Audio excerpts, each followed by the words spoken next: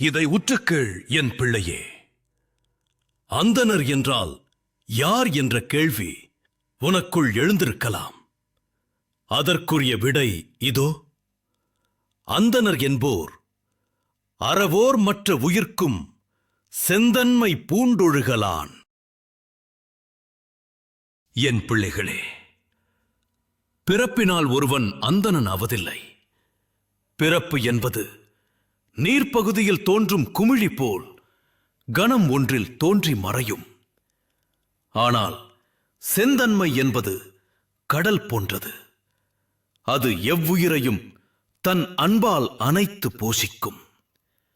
அந்தணன் என்பவன் காற்று போல் எவ்வுயிருக்கும் தொண்டு செய்பவன்.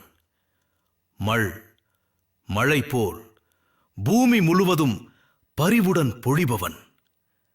நிழல் தரு மரம் போல் துன்புறுவோர்க்கு அடைக்கலம் தருபவன். அவன் அறத்தை உடலாக்கி செந்தன்மையை உயிராக்கி எல்லா உயிர்களிடத்தும் பாசம் கொண்டு உருகுவான். இதுவே உண்மையான அந்தணம். நெற்றியிலிட்ட சாந்தமல்ல, இதயத்தில் வளர்ந்த அன்பு. நான் கூறுவது பிறப்பின் பெருமை அல்ல, செயலின் பெருமையே முக்கியம். செந்தன்மை பூண்டு ஒழுகுவதே உன்னை உயர்த்தும்.